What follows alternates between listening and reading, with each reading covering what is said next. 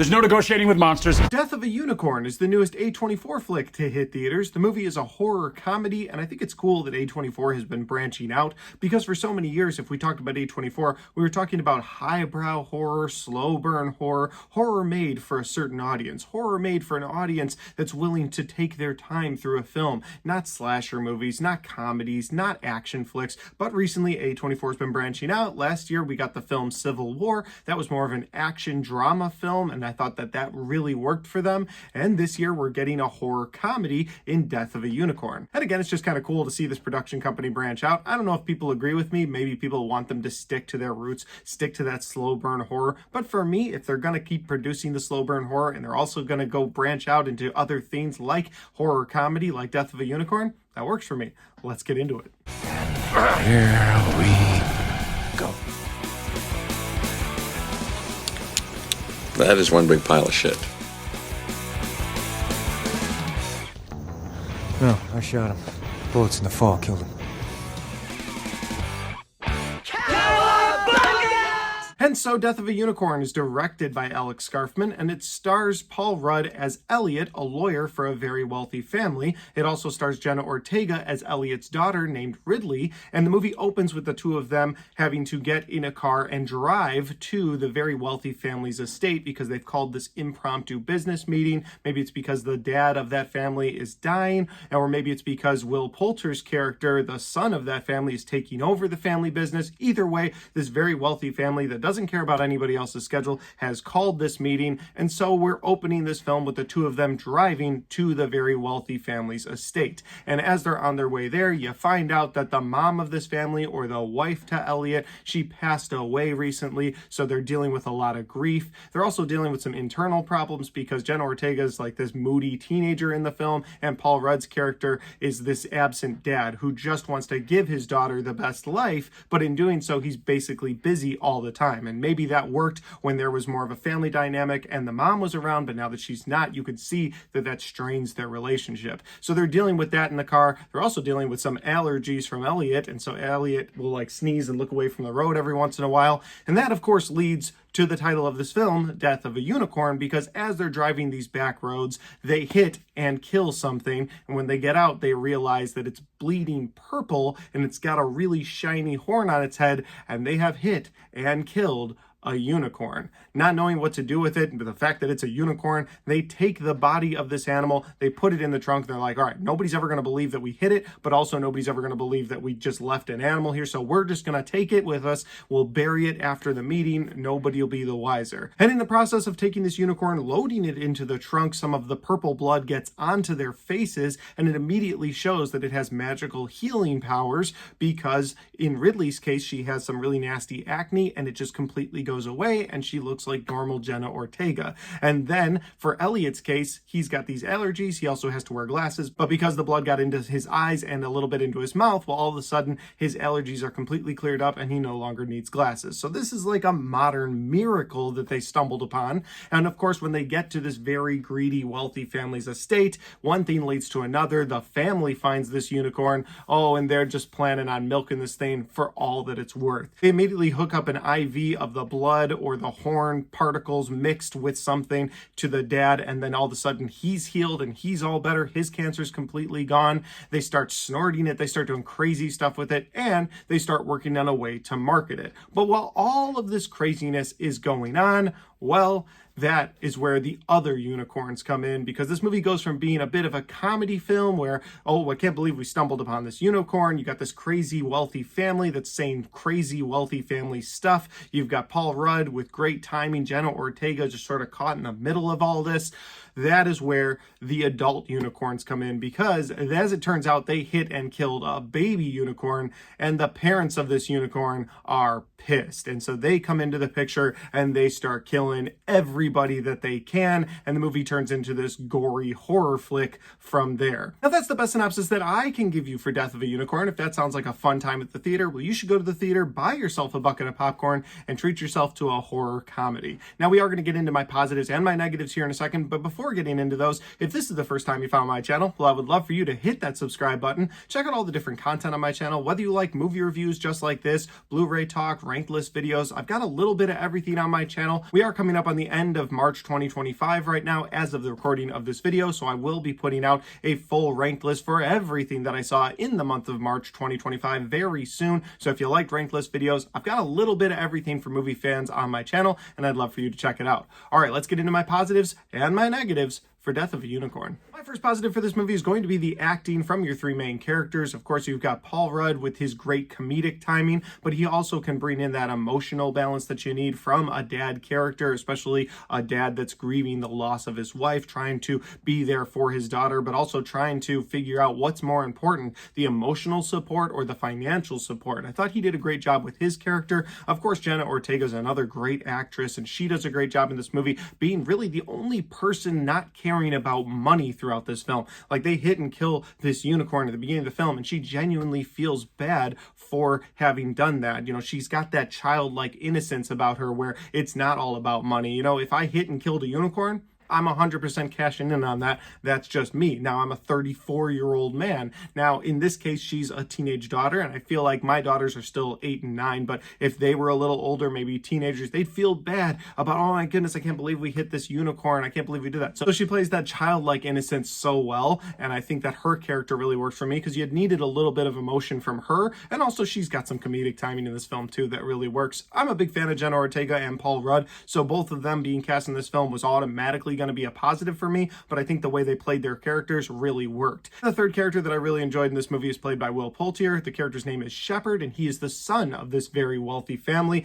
He plays this great, like, rich kid, tough guy until things get tough, and then you see just how not tough he truly is. And of course, we've seen Will Poulter with great comedic timing in the past in movies like We're the Millers and Guardians of the Galaxy 3. So we've seen him do some things before that are funny, and I think he brings that into this movie really well. And again, just seeing him sort of be the scaredy cat of the family when he's been walking around like the tough guy yelling at his butler the whole movie. There's some great moments from him that I really enjoy. My next positive is going to be the gory violence in this movie. I'm not always for the gore factor in horror films. I think it has to be earned, but when your movie is about these wild unicorns that are upset with humans, you're going to want to see some gore, and I think they go for it in this movie. There's some pretty nasty gory moments where people get torn apart, and of course the unicorns have these horns, and the adults have like these nasty looking horns, and they'll spear people with them. They'll just bite them with their mouth and rip them apart. So there's some fun gore in this film. If you're in it for the gory, bloody moments, I think you'll really enjoy Death of a Unicorn. And my final positive for this movie is actually going to lead into my first negative, so we'll start on the positive side of the visual and practical effects. Some of the stuff they do with unicorns works for me. When you see the unicorns at first, they're these white, majestic creatures, but they're upset,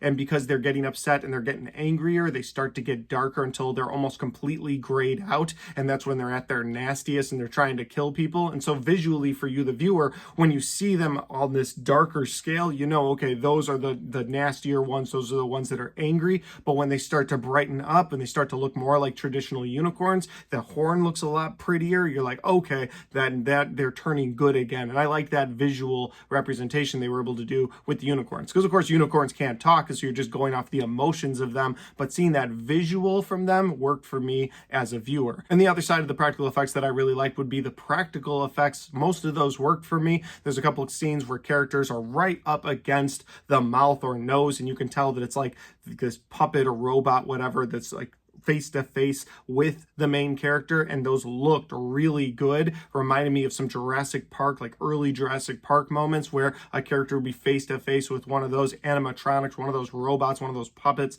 and that really worked. And so I thought those practical effects worked for me visually as well. But again, it leads to my first negative, and so my first negative for this movie is going to be some of the other CGI. When you're seeing these unicorns in full effect, like when you're just seeing glimpses of them, that looks a lot better. But when you're seeing them in full effect, you can tell this movie had a really low budget. Now, it's being reported out there that the budget for this movie was somewhere between 5 and 7 million, and that is a lot of money, but in the world of CGI effects, it's not a lot of money at all. A lot of your big budget films that are heavy on CGI. That's why the budget was so big, because the CGI needs to look so clean.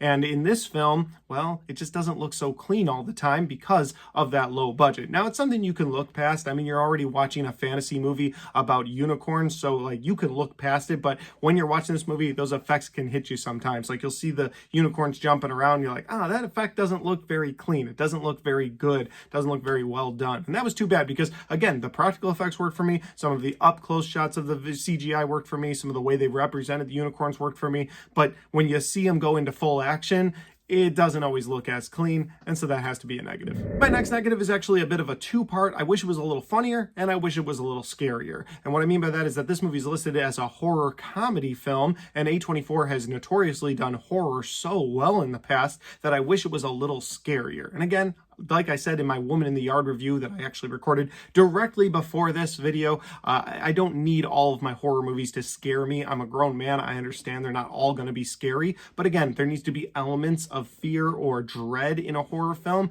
and I've never felt that. And on the comedy side, I did think that certain moments in this movie were funny. There were a few moments I laughed at. But I also felt like there could have been better comedy. It could have punched a little harder. They could have gone a little further. And I wish they had done that. I wish they had taken some chances with the horror elements in this movie, or taken some chances with the comedy elements in this movie. They kept it pretty safe. They gave you what this movie was. They're like, yeah, family being attacked by unicorns after they killed one of them and they got really greedy with it. So yeah, we're irritated with it. And it's like, okay, well, I wish you had gone a little further. I wish you had gone deeper into the horror, maybe made me scared a little bit, but I never felt any sense of dread in this entire movie while I'm watching it. And then on the comedy side, I never like laughed out loud. There was never a moment where I was like, I can't believe they made that joke. No, everything felt a bit safe in both of those categories. And my final negative for this movie is the character development is severely lacking for the majority of these characters. Everybody pretty much plays a stereotypical version of whatever character they have. So Paul Rudd is a lawyer, so he's kind of that lawyer where he's kind of sleazy, wants to make a lot of money, and he has a little development towards the end of this movie, but for the most part, he plays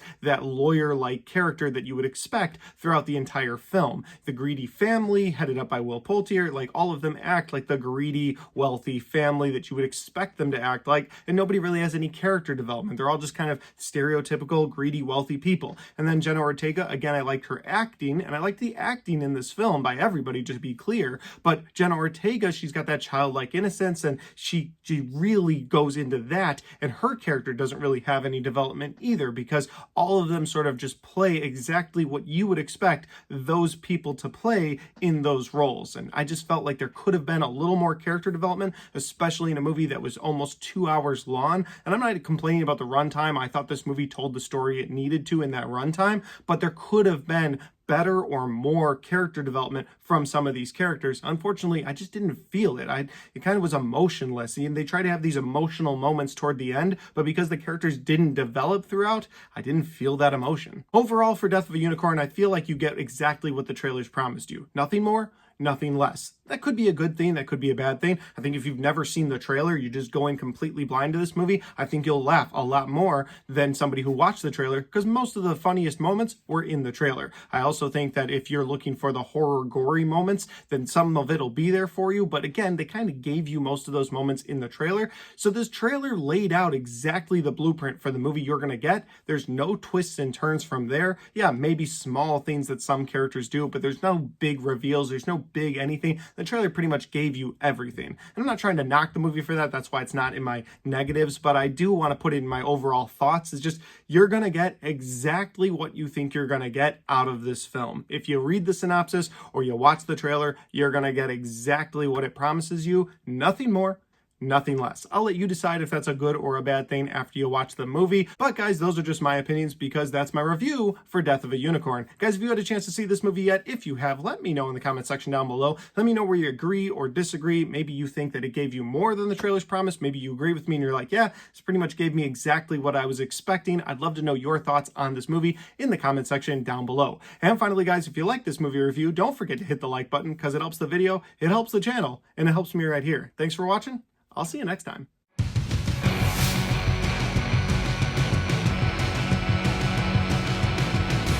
Alright guys, we got to the end of my Death of a Unicorn review, and I was really looking forward to this movie, and I think it delivered what I was looking forward to, just didn't really give me anything extra. But we've already talked about all that. I will have a full ranked list for March, like I talked about at the beginning of this video, in the next couple of days, so be on the lookout for that. And in the meantime, if you want to check out any of the other content on my channel, well, I've got all of my horror movie reviews right there, and I've got all of my 2025 movie reviews right there.